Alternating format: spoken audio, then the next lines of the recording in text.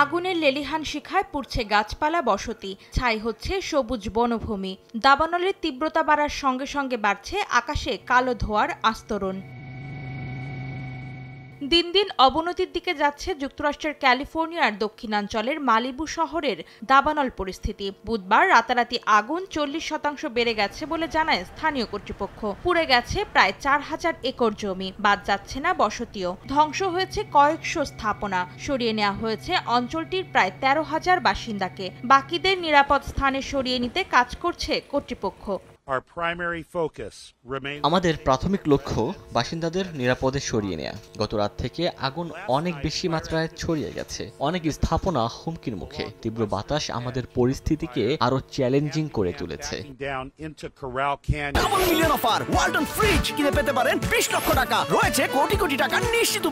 দাবানলের তীব্রতা ছড়িয়ে পড়ছে লস অ্যাঞ্জেলেসের উত্তর পশ্চিমাঞ্চলেও। এরই মধ্যে পুড়ে গেছে শত শত ঘরবাড়ি, বন্ধ হয়ে গেছে সমুদ্র তীরে যাওয়ার রাস্তা।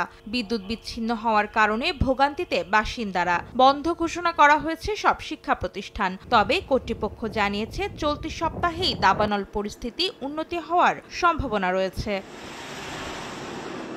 অন্তরা সেন, সময় সংবাদ।